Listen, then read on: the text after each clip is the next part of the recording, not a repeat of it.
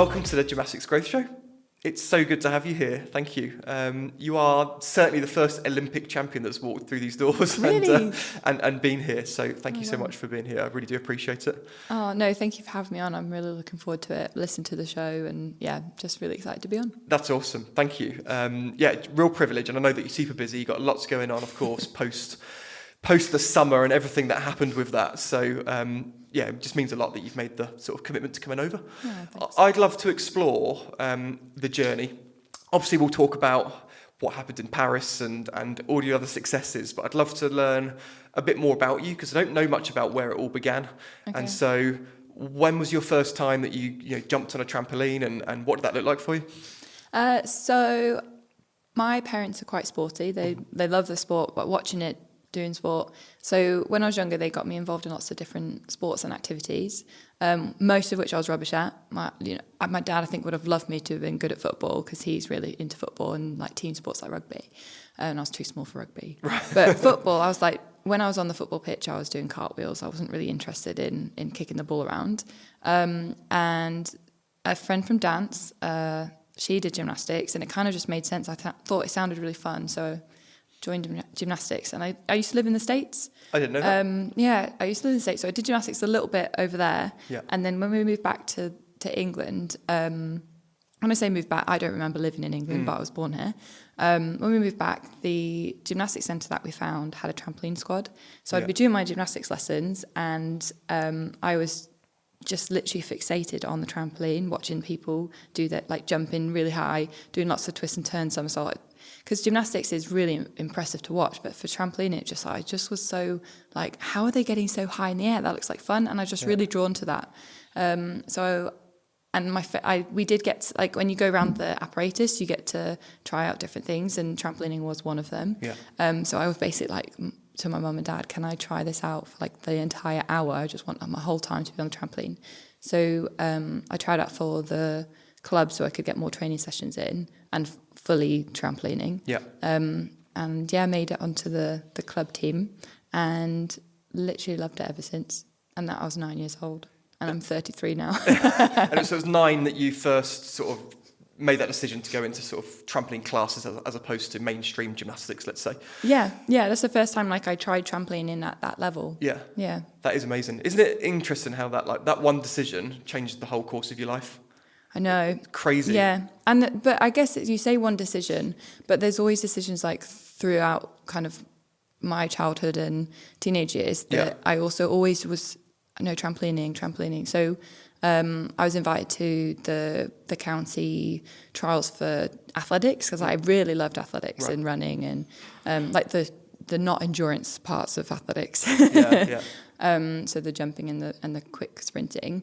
So I trialed for that, and they actually did invite me to the classes and join the team. But I was like, they clash with trampolining, can't do it. Yeah. So it was, make one decision to try out trampolining, but then it's multiple decisions after that I always stuck with it. Yeah. Because I just loved it so much, and more so than the other things that I tried. I love it. And if you don't mind me asking, how obvious was it when you were 9 years old, 10 years old, that you were actually really capable? So I was from a small club, and the gymnastics coach or the trampoline coach there was kind of going through his qualifications. At the same rate, I was kind of being the guinea pig. So I was really small when I was younger, like really light. So I was easy to catch, and I was really, I wouldn't say brave because I was fearless. I didn't really think it was scary. Yeah. So I would always try the things that he needed to start learning to coach me. So I kind of progressed with the coach, and I just loved trying new skills. And so I guess I picked it up naturally. Mm-hmm. And from the local club, the people in there could see that I was progressing quickly. And but also I was always on the trampoline. So whenever there was, if someone took too long to get on the trampoline, I would be on it. I'd be like, sorry, you missed your go. I was so rude. Would never do that now. But we used committed to have we used to committed. We used to also like rush onto the trampoline, and the first one to touch the cross would be the one that gets their go, and I was always that one. So I just loved being on the trampoline and just jumping around, and so I progressed a bit quicker because of just loving it and wanting to try the next skill, but also because just that, I guess, a natural ability to be able to know where I was in the air. And by the sounds of it, you were competitive. Very competitive. My entire family are competitive. I'm probably the least competitive out of us all. Oh, really? And that's saying something. But we make Christmas. I know it's about, it's coming up to Christmas. So we make Christmas competitive with when we open our gifts. Yeah. We have a goal that we have, like a basket that we have to throw the wrapping paper in, and it's boys v girls. We're a competitive family that we make opening Christmas presents a competition. So you create like a basket and then bin basket. Yeah. Okay, so it's not a race or anything. You just No, kind of get your whoever. thing. And If you get your wrapping ball into the bin, then you win a point for your team. And the points just translate into you win. That's it. That's it. I love it. That is so funny. Yeah. So how big's your family? Have you got siblings as well as your mum and dad? Yeah, so mum, dad, I've got 2 brothers, one older, one younger. Okay. They're my older brother's wife is often they do either Christmas or Boxing Day. Yeah. And they've got 2 children as well. Nice. And my grandma normally joins us for Christmas as well. So Lovely. the 2 children are 3 and 1. So the eldest is a girl, so she joined our team, so we had a bit of an advantage. At the moment, I think the boys are down because Tobias is only 1, and his throwing skills are not up to speed yet. They've got time to practice, to be fair. And I think I kind of feel like you've got like a league going on between the different Christmases every year. And I do like a Christmas quest for them because we're quite nerdy as well. We're quite we like puzzles and pub quizzes and board games and things. So I try and do a Christmas quest, and they get more elaborate every year. Brilliant. I love it. It sounds far more interesting than what I get up to. So back to your trampoline work. That was a big tangent, sorry. Well, it's a great tangent. And you're right, Christmas is coming, so it is very relevant. When you were going through this process then, so you're obviously you've got loads of passion for it, you're competitive, you're obviously doing well.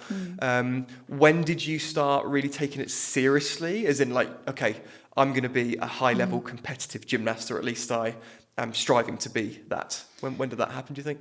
Has it happened yet? No, I don't really know. I don't know if it was a natural progression that just kind of happened, or if it was all of a sudden. So I think I've always really taken it. I've always really enjoyed it and tried to see the fun in it. But I've taken most competitions seriously. I want to do well, and I want to take my training, push myself. So I think just as you gain abilities on the trampoline and you progress through the levels, it just naturally becomes more serious because there's higher stakes involved, I guess. So I don't really know. Maybe when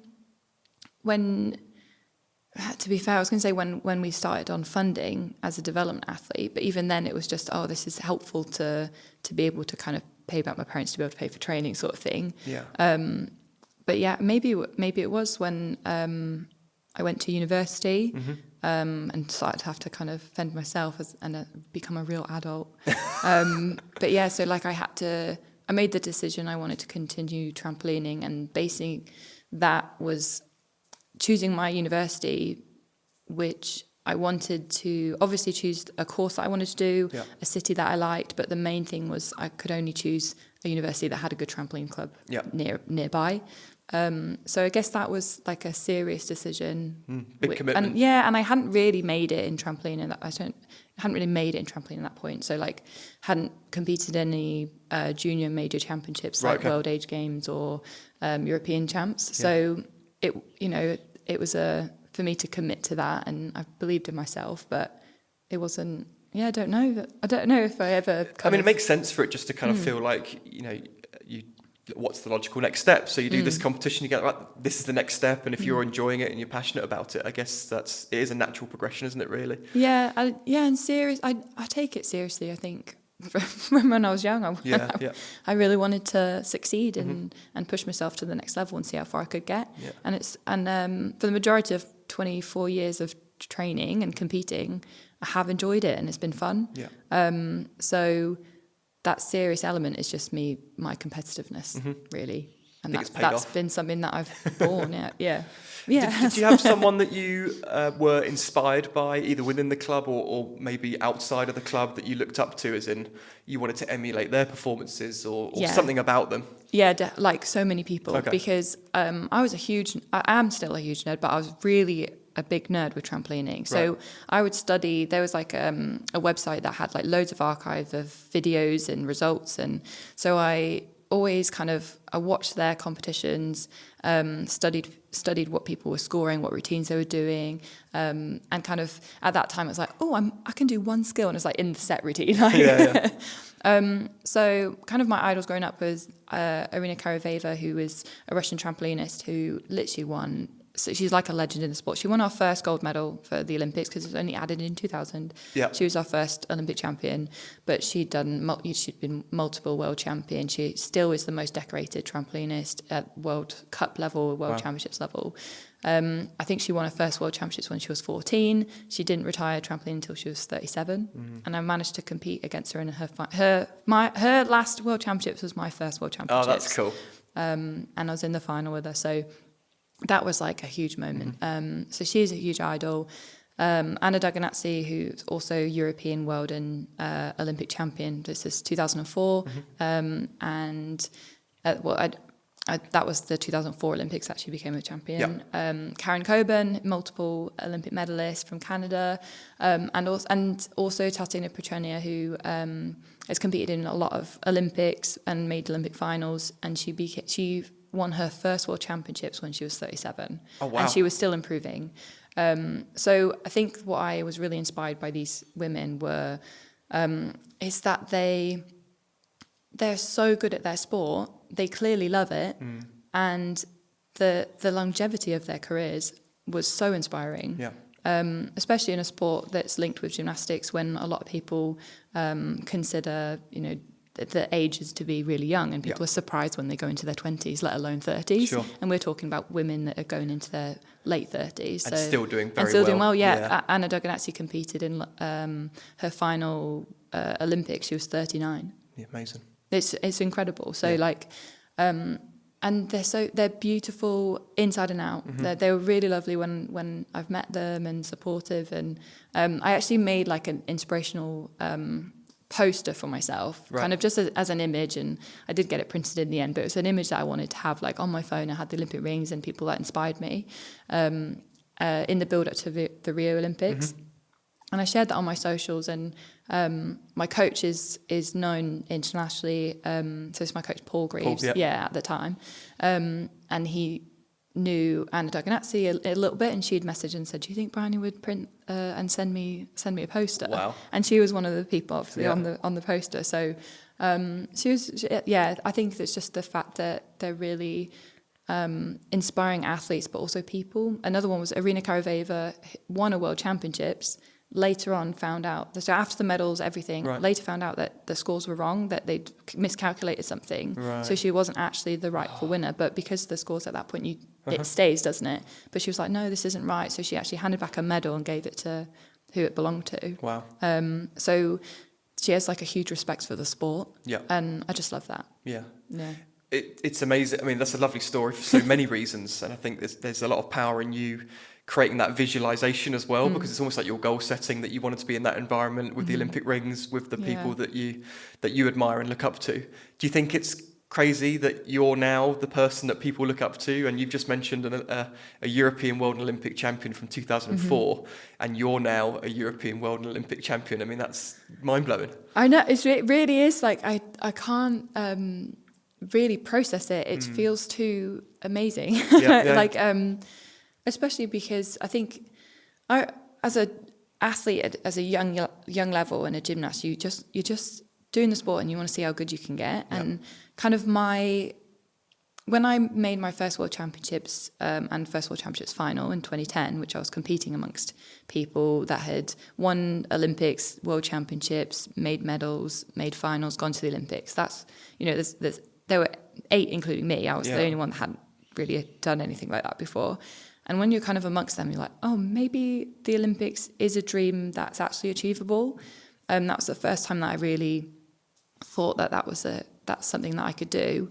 And kind of from that point in 2010, that's when I really felt that I would keep going until I made an Olympics. Okay. And it was kind of like a big negative motivator because of the worry of never making Olympics. It like motivated me to every time I trained to try and get the extra 0.1 because so I felt that my potential was becoming an Olympian. So we can go into more detail later, but like becoming an Olympian in Rio, there was a huge weight off my shoulders. Because you'd qualified and you were going to be there. Yeah. Yeah, because I achieved what I thought was my potential at the time, which was become an Olympian. Yeah.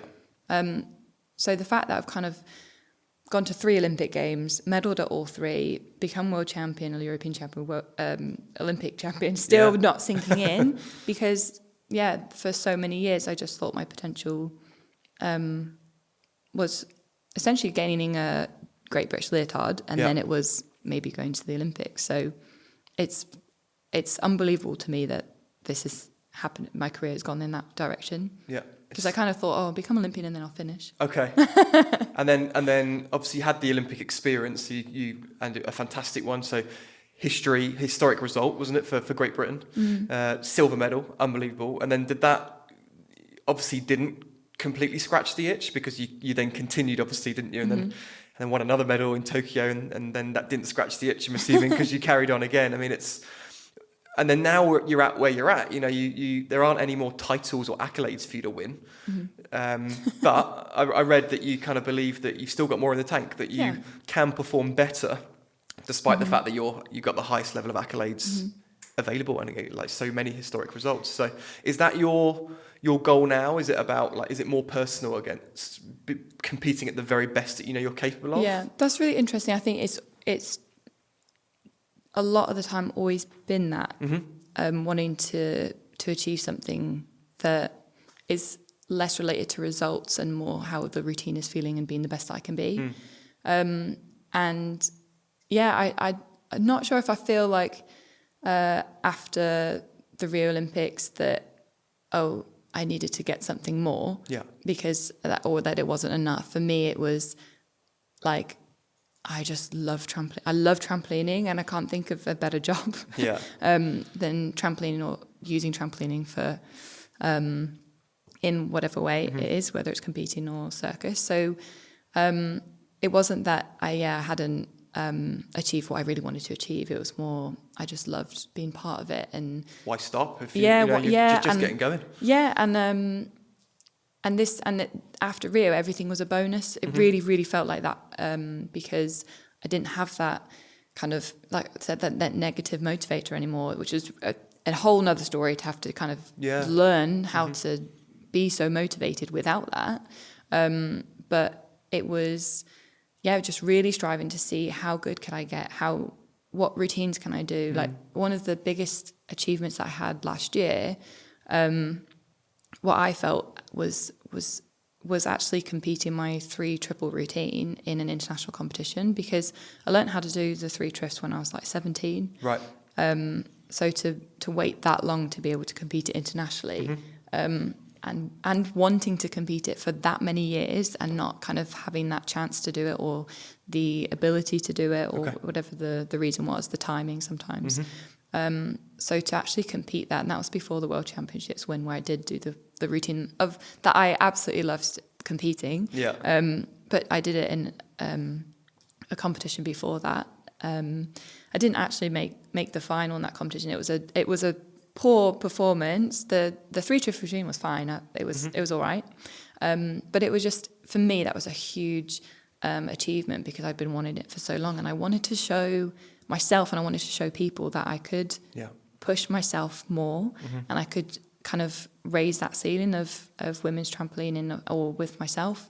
Because to kind of surprise people doing a 3 triff routine at 32 at the time. I guess I'm not sure if anyone really expected it or not. So it's exciting for me. Yeah, no, I'm sure for the audience as well, and everyone else involved, it's brilliant. Just help me understand a bit more about trampoline gymnastics, if you don't mind. So you mentioned about a compulsory or a set routine earlier. So you're still competing a set and an optionals? Forgive me for the question. Yeah, it's a really good question. So we used to compete set routine, which is an easier routine. I've actually found it really difficult to control, but easier skills, less less flips, difficulty. right? So, yeah, less difficulty, and I think I've been trampoline a long time. So when we first had them, it was at a ladies' event at senior level. I think when we first had them, it was you just have to do a certain requirement elements. Right. Then they added in difficulty of 2 skills, and then they added difficulty of 4 skills. And all of the skills that you add the difficulty of, you can't have in your vol routine. Oh, wow. So you have to have a real big repertoire then, I guess, of difficulty. Yeah. Okay. So, and then the voluntary routine is the one that you would perform in a final. Right.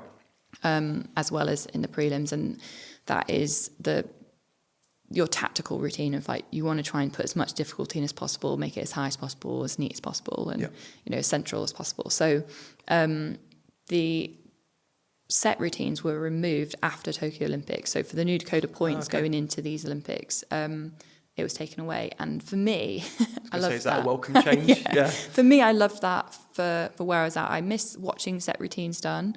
And I think it's great that the juniors are still doing that. And up to a certain age group, I think it's up to 21 now. I think they've just been added back in.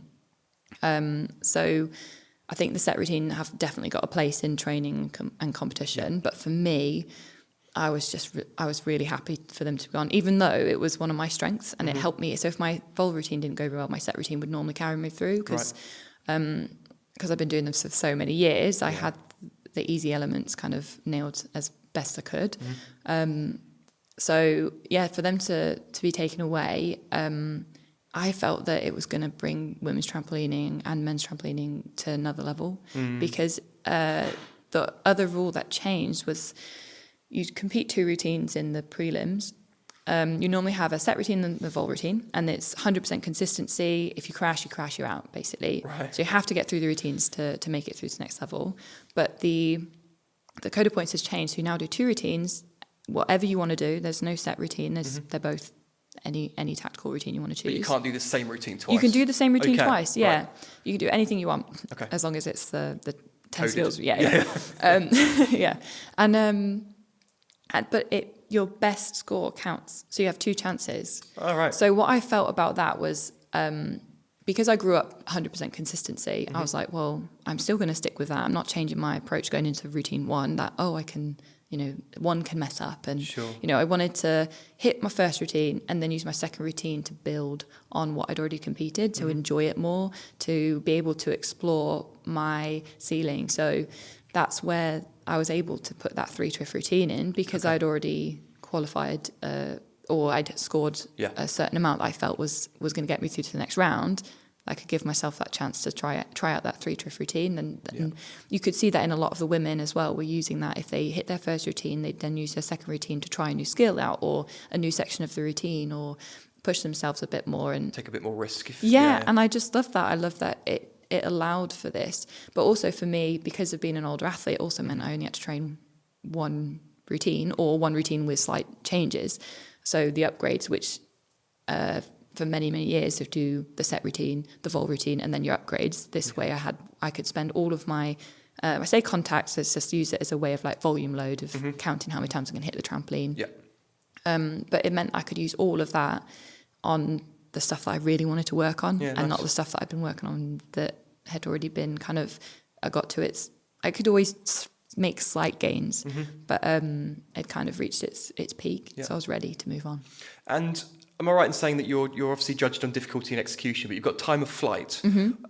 That was introduced at some point in your development as an athlete? So that wasn't, when you were 9 years old, time of flight wasn't a thing? No, it wasn't a thing. Yeah, we've had. Sorry, I'm just going to say, did you welcome that? Is that been a good thing for the sport and for yourself, or has that been quite difficult because you've got another factor that you've got to kind of consider? Yeah, it's definitely a good thing for the sport because if you're going to watch 2 routines and one person does it, that both people do it exactly the same routine, they both look as good, but one does it higher, who do you think is better on the trampoline? It's the person who can control it at height and who has the most power and strength. So it shows the physicality of trampolining as well as just kind of your technique. Obviously, if you jump well, your technique is good. But so I was welcoming it because it's great for trampoline. It separates the best from the best. Yeah.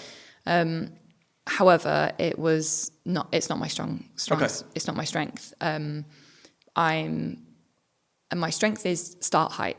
So I have one of the best start heights in the world. And sometimes I think my peak jump was the arm set for the World Championships 2023 in the final, which and was so just my clarity here. Start height is the highest point that you bounce before I start my routine. You start the routine. Yeah, okay. so either the first skill or the arm set. The arm set isn't counted in the score. Okay. But the first skill is. Yeah. But my start height, my arm set before the routine begins was my personal best was the World Championships 2023 final. Wow. Because of the adrenaline that I had competing in front of a home crowd and doing the routine that I was going to do. And that height was like 1.96 or 7 at 1.96, which is really high. It's basically just really high. It's really high. It's really high. And it matches some of the men. So that's one of my strengths, but I lose it really quickly. Okay. So that maintaining my height in a routine is something that I've had to work really, really hard on. So that's not a strength of mine. So to have the time of flight introduced was helped me to kind of really force myself to jump even higher, so that the drop in flight wasn't going to going to make less of an impact, but also try and maintain. And the other one that was added, the time of flight was involved in every Olympics I've been in. And the horizontal displacement was something that was added in for Tokyo and Paris Olympics. Okay. And the horizontal displacement is also measured by, it's not a judge that does it, it's the pressure pads under the trampoline can basically work out where you've landed in comparison to where the cross is and take the deductions off. Interesting. So that changed things because the trampoline, the look of the trampoline changed for us because they added in an extra box. Right, okay. So visually it felt strange because you felt more enclosed. The box became smaller.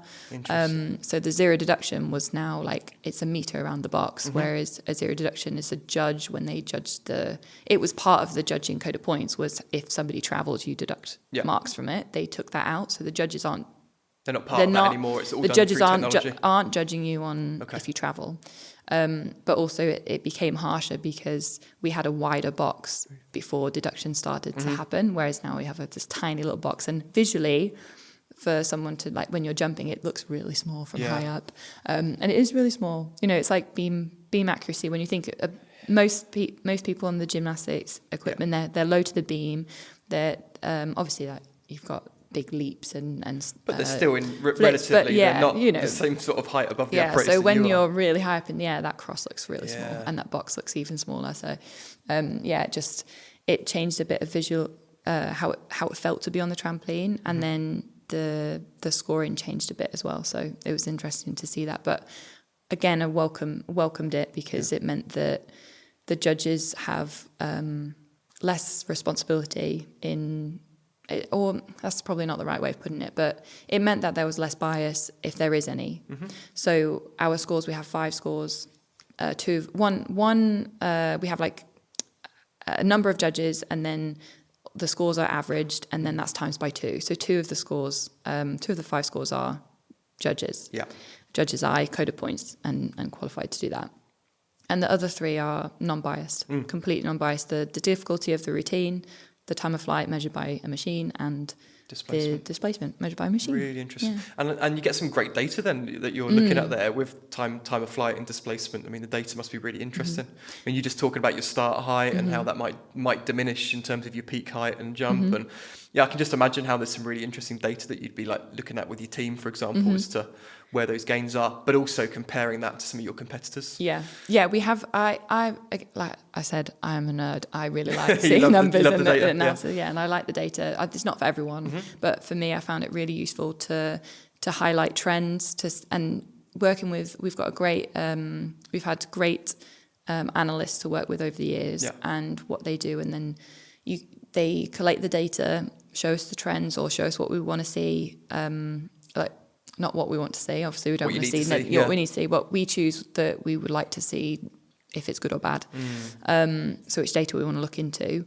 Look at that with the coaches so that we can then see where there's some quick gains and what we need to look at to be able to improve during certain times of the year when we can work on it. And I found that like really, really interesting, and it helped me to be able to build confidence as well when I could start seeing things improving and evidence to support your progress, which might be different than how you actually feel sometimes. Yeah, and also like visually learning, being able to look at the graphs and put them next to a routine. And then so when if there's a gain in height, which is what you want to be able to build height throughout if you lose it, you want to be able to build it back. So when I can compare a build height part of the graph to the video to watch what I've done, so then I can learn how to do it again, and just see it and it shows that it's proved by data. It's not just by the human eye. Yeah, or the feeling. Or the feeling. Yeah. So I just love kind of extracting that data and work out where I'm at and compare that to the world as well. Not all the time, but most of the time it's with what I'm doing and how to make that difference. But sometimes it's looking at what other people are scoring and comparing the videos and the data to be able to kind of replicate what they're doing. Yeah, it's really interesting. And it's clearly been an effective strategy for you, so it's definitely worked. Is that Dartfish that you use, or is it a different platform? Yeah, we use Dartfish a lot. The video that we have at the club now is actually CCTV. But there's a special replay that we can use. But yeah, Dartfish, we use that at Lilleshall National Training Centre. But there are other like ones that we can use at club level as well, and just apps on your phone too. If I'm going abroad and I just need to see my training, you can just put that on delay. But yeah, it's great to go through that data. I just love it. Honestly, I'm such a nerd. I just find it really useful. But you say you're such a nerd. It's the details that matter at your level, isn't it? I mean, the difference in 0.1 is significant. Yeah, and it guides me. Yeah. It guides me into what I want to do in my training and what I think I need to do. And exactly that 0.1 makes a 0.0. This 0.01 makes the difference in trampolining, and I lived that. So I train to try and make sure that if I am 0.01 off from my target, that I have nothing. I've not been able to give any more, so I know it's fine. So if I'm training for that to gain those 0.01s, I know I've given it my all. And it's played out the World Championships last year. It was honestly, it was like a phenomenal competition of how it played out, because to get two places for our biggest chance of getting two places to the Olympics in the women's event, we needed Izzy, my synchro partner, my teammate, to be able to get into the final above me, and I obviously still wanted to make it into the final. And I managed to slot in just after her. So she qualified in 7th, I qualified in 8th. And there's 8 spaces. And there's 8 spaces. So I qualified the last space. I was beneath her by 0.05. Wow. And I was above 9th place by 0.01. Yeah, I mean, that's the tiniest of slithers. So I always joked to her, I was like, you could have given me some more breathing room. But it was a phenomenal thing that it happened in that way. For her to do the routine that she did to make it into the final, and for me to save my routine enough to make it into the final. Yeah, brilliant. I mean, that's evidence, isn't it, of how important that stuff is? Yeah, 0.01. It's crazy, absolutely crazy. And again, those results could completely change history and change the way that everything happens from there, right? It really did. Because it meant that I was able to compete in the final and still try and win the gold medal, which that was one of my favourite competitions to date, to be able to perform the 3-triff routine in a final in front of a home crowd and win. It's just a phenomenal. It was just an amazing moment. And for Izzy to make that final, compete well, and qualify her space to the Olympics.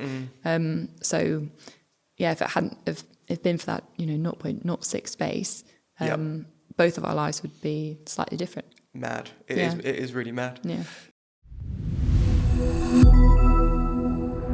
Short interruption. If you're a head coach, club owner, manager, or leader, check out our high performance health check for a free insight into how well your club's operating within our 6-category framework.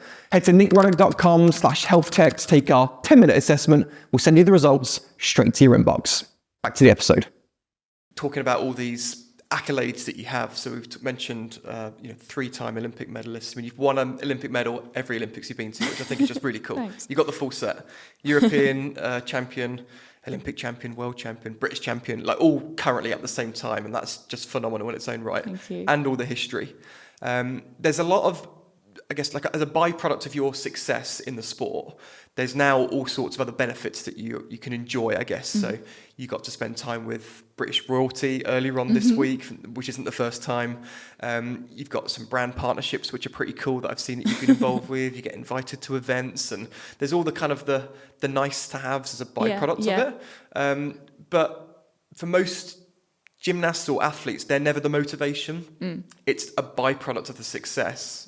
And was that very much the case for you? I mean, I have that sense that it's really been about your passion for the sport and self-improvement, and then you can enjoy all these other benefits. But perhaps if the mentality for a younger gymnast was the other way around, and they can actually, they see you going to Buckingham Palace, and maybe that's a different motivation, and it's for you, it's been actually more about the sport.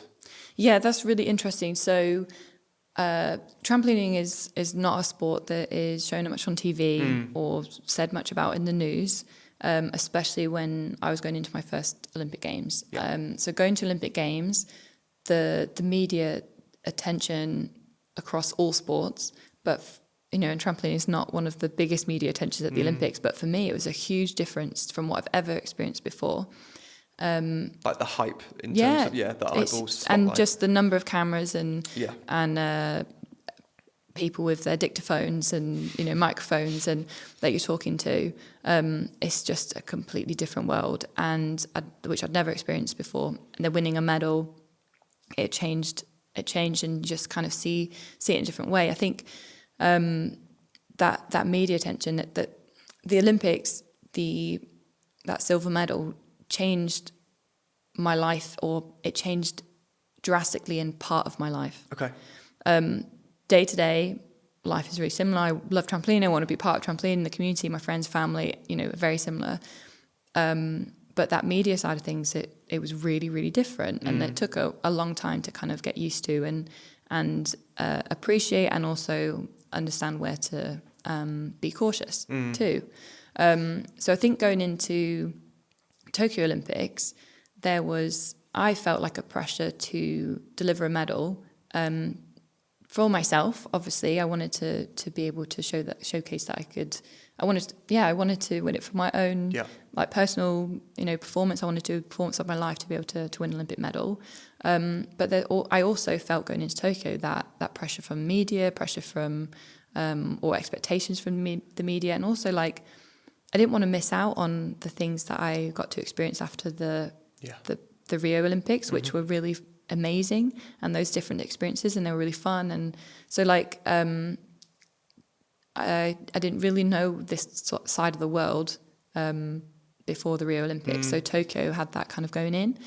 On the complete flip side of that, Paris Olympics, I worked with my sports psychologist on this, and it was actually knowing what happens after an Olympics if you can medal when the media grabs attention, actually, I guess, was less of a motivator, because I felt really cautious about that. I didn't want that to be, I didn't want to be motivated going to Olympic Games to try and get what was going to potentially happen afterwards. Yeah. I wanted it just to be solely on my experience and around the Olympics and for appreciate for what it was. Yeah. And also really aware that the bonuses from after Olympic Games are short-lived and they're less real than what my values are, which is friends, family, self-growth. They're great experiences, and I'm so grateful that I get to do them, and they're so much fun. Yeah. And I really want to be able to take the best of the opportunities to last longer. So things like being able to go to schools and clubs and give talks about dinosaurs and sport, Love it. and be able to kind of hopefully inspire and get more people involved in trampolining and sport. Yeah. But yeah, it was a weird one to work with my sports psychologist about, and it was completely 360. It was almost, I was worried about what was going to happen afterwards, and just to be more cautious of it. Yeah. And it's interesting that with a sports psych, obviously we think a lot about just focusing on performance, like how you can deliver your result.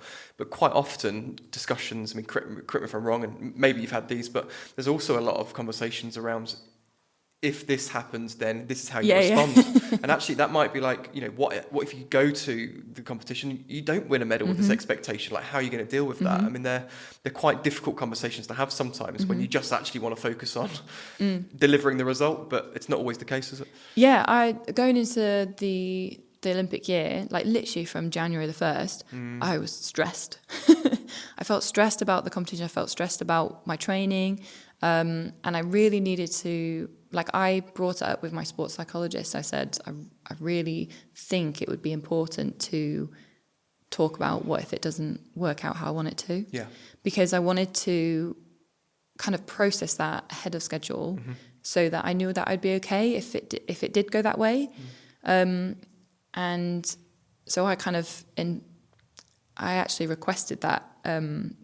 Which shows a great level of self-awareness as an athlete to know that you need to tackle that and not be tackling that in July. Yeah. If you wanted to do it ahead of schedule. Early, so you can focus on performance. Yeah, but it is difficult because you don't want to be like, oh, if I mess up, this is going to happen. I'm going to feel I'm never going to be able to get over it. And you want to kind of process it ahead of schedule and understand where it helped me to be able to know that I will be okay if that happened, and the things that mean the most. That my friends and family are going to be there to watch, and I didn't want to let them down. But I was like, no, they're there to support, and they're going to be there to support me if it doesn't go well, and that doesn't change. And who I am as a person doesn't change. That's the biggest thing, is that, no matter an outcome of a competition, I'm still me. I'm still a person that wants to work hard and enjoy trampolining and see the people, support people, and I'm still myself, and that doesn't change no matter if I win, no matter if I lose. Really powerful message, that, I think, for the listeners. It really, I wish I kind of knew that earlier on, and I think it would have taken a lot of pressure and feeling of that. When you don't do well at competition, you have that feeling of you're a failure, and it's hard to overcome competition if it doesn't go well, and then if another one doesn't go well, and to be able to overcome that. I wish I knew the power of valuing yourself for who you are over the result that you get. Yeah. And I kind of felt that, especially going into Rio Olympics was the strongest I'd felt psychologically at that time ever. Wow. So, and a lot of that came from value-based training and value-based living. Because it was also, I say that, give me 4 months or 3 months before the Olympics at the European Championships, I was at the weakest point. Pre-Rio. Pre-Rio, and then just had to kind of find a way to make it worthwhile, and flipped it around and just, living by values and valuing myself and how much effort I was putting in over that result and what was going to happen. That journey's, I had 16 years training into my first Olympics. Yeah. The Olympics only last 2 weeks, if you're lucky. And my trampoline in my Olympic final, to be fair, the whole competition, I'm only on the trampoline for a minute and a half. Yeah. And in the final, 30 seconds. Crazy. So 16 years of training going into 30 seconds. You've got to enjoy the 16 years. Yeah. You've got to appreciate that and value yourself in that time. And I got to a point where I put so much value on becoming an Olympian, and I felt that if I didn't become Olympian, then I wasn't as I wasn't a bigger person, or I felt like I would have failed and I wouldn't be happy. And actually, I felt going in, when I kind of started changing that mindset and going into Rio, it was like, oh, hold on, I don't need the Olympics to achieve my goal, which is doing the routine to the best of my ability. And what I wanted to feel was that routine being really good, because that's what I do trampolining. I love the feeling, and when you do it well, it feels great. Nice. And I was like, actually, going in, if I'm training towards the Rio Olympics, I have this time left, and I can do that best routine at any point. If I make it to the Olympics, I want to do that best routine in a certain point, and I have more opportunity to try and get it. So, that just got thanks. It's really it's a very powerful message for a lot of athletes that are out there that will be holding this identity so close, and they'll be craving that opportunity to go to the Olympics, and if they don't, they will be impacted by that. They will feel like a failure, and it's just so amazing for someone who is not just an inspiration because of your performances and your results and your accolades, but someone with like the character and the personality that you are, and the contribution you make to the sport, and for you to authentically say that and not just kind of say it and not mean it, I think is a really good lesson. Also for parents to understand that if they're holding their children's kind of worth based on the performances and whether or not like, I'm spending all this money on you going to gym, if you're not winning competitions, we're going to pull you out. And it's such a powerful message. Yeah, it's really important. Thank you. The worth has got to come from yourself and not from the results. Although it's fantastic when it comes through. Of course, but it's added. Yeah, it's added on. And it's difficult to be the one saying it from the other side, though. Of course. Because saying, the Olympics has been, for me, all three, but especially my first Olympics and Paris. Of course. But they're amazing experiences. Yeah. And, I'd loved being part of them. But I kind of... it's really difficult saying it because I've had those experiences, and it's focused on a lot in when if there's anything that people read or in media, it's what people see. But I wish people that don't quite make it to the Olympics and that's what their goal is, to realise that you're still you and you still have so much value and worth to be able to do what you do and make it to that level. And it's like, I had this kind of feeling with Laura Gallagher, my teammate who went to Tokyo Olympics. I always felt, because before she made it to Tokyo Olympics, I was always like, she's an Olympian in her heart. Like the Olympic values and the person that she is and how hard she trains and what she can achieve and what she's doing on the trampoline. Always felt like, but she is an Olympian, even though she's not been. Like she encompasses it, and if she doesn't achieve it, then she's still Laura, and she's still that amazing human, and I wish you could see it. So I think going to Tokyo Olympics with her, I think I was more happy for her than I was for myself to make it to the Olympics, because I had so much kind of admiration, and she's inspired me so much, and for her to what she's gone through to become Olympian is just nuts. And so even if before she became one, I felt that she was one. And I wish I could say that to people that just don't quite make it, to feel like, well, no, you've encompassed it. You're still incredible. Yeah. No, it's unbelievable. I mean, you've gone through a lot of adversity. So we're talking here about all the accolades and the success, but, there's been injuries and illness and missed selections and things. And I read a stat earlier. I mean, you have to tell me if this is factual or not. Okay. That out of the finalists from Rio, you're the only one left still competing. Ooh. And out of the finalists from Tokyo, there's only two of you included, right? So you're one of those two. And the other one being Zhu Jiaying. I'm sorry, I don't know. But that in itself, if that is accurate, is amazing about the power of longevity. And again, we talk about all the great stuff, but what you've had to overcome in between those periods, and the fact that you've got this longevity and experience behind you is incredible, and shows the value in playing the long game, in making sure that the mindset's right, and obviously you've got a team around you keeping you healthy, and all of that. Longevity matters, right? If you're to accomplish these things. So I don't know if those facts are correct. Yeah, I'll have to check that too. But in a paper article, so I'll send you the link afterwards. Okay. But it sounds about right. Yeah, about right. About right. Yeah. So even if it's one or two out, it's still just goes to show. You've got to be in it to win it, and the power of the fact that you're still improving, you've got more in the tank. I mean, it's phenomenal, and I think that is again testament to not only your capabilities on the bed, but your capabilities to overcome adversity and to break through challenges and to just keep going. What's the secret sauce there? Is it the mission that you're on? Is it the team around you? Is it your competitive nature, do you think? Yeah, it's a combination of all the above. So definitely the team around me, and I can go into that in more detail. But I think going into Rio Olympics, my first one, so that's 16 years going in, it was mainly stubbornness. Love it. And mainly stubbornness, and that thought in my head that I didn't want to regret giving up when times were tough. Yeah. I heard a quote that I think it came from like Nastia Lukin or Nastia Lukin's mum. Yeah, I know the one. Was something about you can't give up on a bad day. You have to kind of get to the good day to make a decision about whether you want to quit or not. Yeah. That sort of thing. And I kind of felt I really liked that. I liked that idea that I want to get through something, and then if it's not for me at that point, then I know I can't regret anything. So if I ever came across a challenging time, which I did quite a few times, that I'd make sure I could get out of it before I made a decision. Although that's like sometimes the hardest choice to do. Yeah.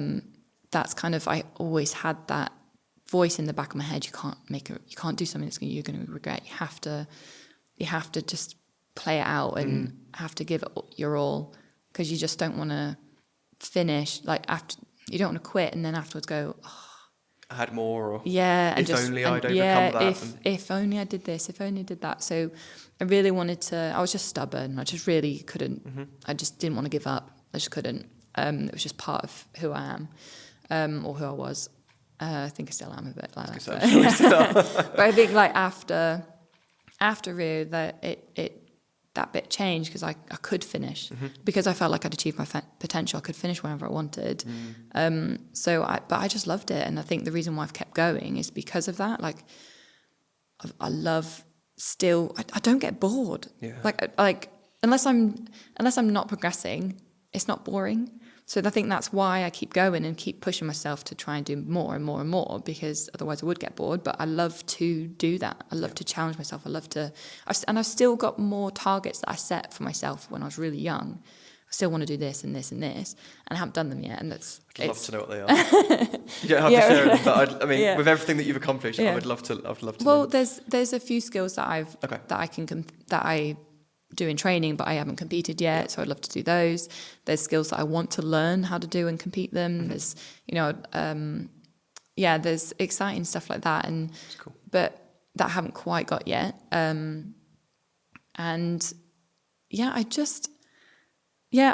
Stubbornness got me through to Rio, and not giving up, and obviously love the sport, but through difficult times, and then this one through. If there's difficult times, it's that motivation of just wanting to overcome that and still try and achieve my goals and just see how good I can get. Yeah. But the reason why I've been able to go on for as long as I can is because the team around me and the support network that I have. So support network being friends and family, boyfriend, my cat. Your cat, my cat. Important. Yeah. He always likes me for who I am. He doesn't care. He doesn't care about the trampoline. Unconditional love. Yeah. But it's, they're always there for me and supporting me no matter what. And I can go into more detail about how I know that. And but the support team, like the sports science that we get support through UKSI and British Gymnastics, and the team around me at my home training club. Yeah.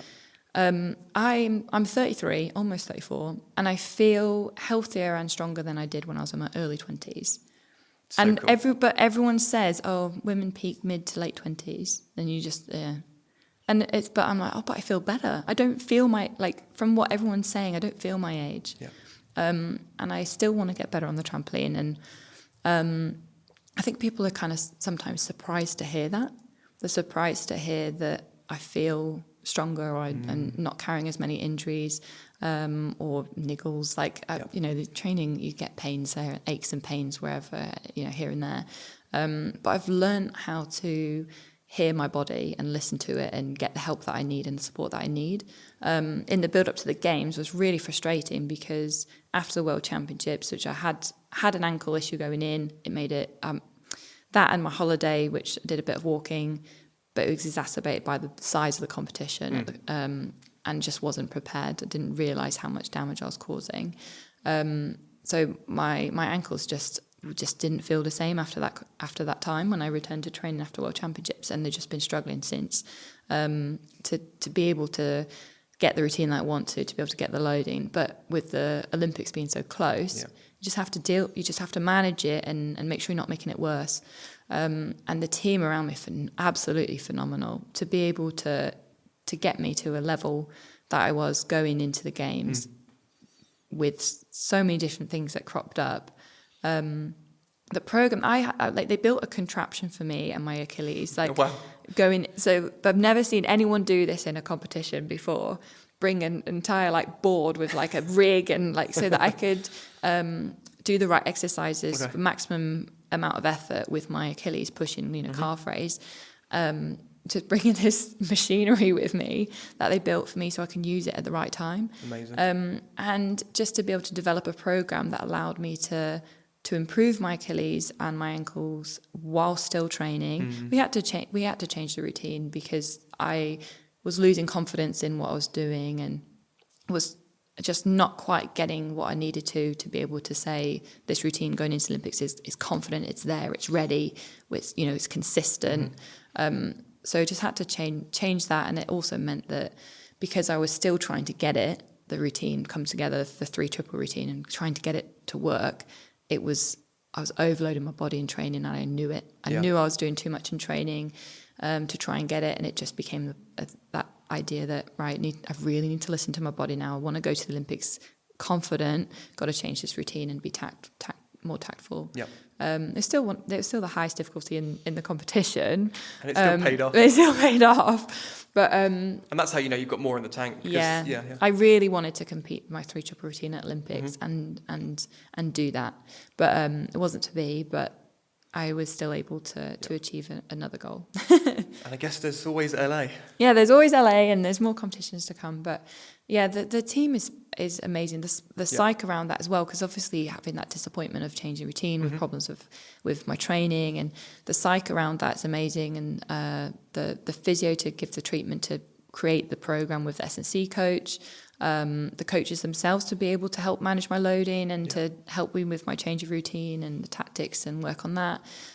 So yeah, having a and the dietitian as well, the nutritionist, to be able to know what foods I can eat that are going to help improve my tendon strength and recover my body and make sure I'm fight if my immunity's high, and all these different things. They've allowed me to continue doing the sport that I love to do, and to the level that I want to do it at.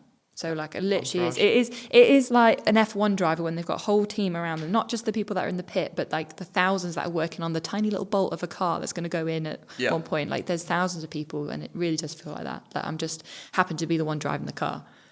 Yeah. Awesome. Really super inspiring. No, it's brilliant, and it's nice to recognise the entourage of people that are supporting the team behind the team. Just finally, you've mentioned LA could be a possibility. I understand that Cirque is something that you really want to explore as well. So, tell me about that. Yeah. So, Plan A would be to join Cirque du Soleil in the next year or so, and then come back for LA. Nice. And come back with enough time to be able to start pushing myself in my routines and doing the routines and the skills that I want to and how I want to perform them in time for qualifying myself and or another person of Great Britain to the Olympics. So I love being part of the Olympics and Team GB, and so be able to do that would be amazing for a 4th Games. But Cirque du Soleil is a huge dream of mine since I was like 10 or 11 when I first heard about it and first watched it. I was like, this looks amazing. This looks like so much fun. Like the costumes, the performances, the makeup, the music. Magic. It really is. And so I've always wanted to do that. And so hopefully to be doing some training towards that. And if they like me, then hopefully there's a show that I can join, and it works kind of location wise and timing wise. And that's what I'd absolutely love that. Very cool. But yeah, it's not like I'm greedy and want everything. I kind of feel like you can have it all, Bryony. It's ambition. Well, with stubbornness and dedication and perseverance, I'm sure that you will. Bryony, it's seriously a real honour to have you here, and I've really enjoyed this conversation. Thanks. Exploring your success. Listening to you speak, it's no wonder that you have had so much success, combination of obviously your capabilities, but also your mindset, and, you're a great human being at the same time. So thanks for taking the time to come into the studio and chat with me. It really is an honour, and I wish you luck with whatever this next cycle offers you, whether it's Cirque or, being on the bed in LA or something entirely different. So yeah, thank you very much. Thanks for having me. You're welcome. Thanks. Thanks so much for listening to this episode of the Gymnastics Growth Show. Now, if you're an ambitious gymnastics coach with a hunger for self-improvement, check out my Gymnastics Growth Academy, where you'll find members from over 40 countries, all accessing my masterclasses, courses, templates, live community calls, exercise libraries, and so much more. It's a program that members have described as life-changing. So why don't you check it out for yourself? Head to gymnasticsgrowth.com to learn more. See you on the inside.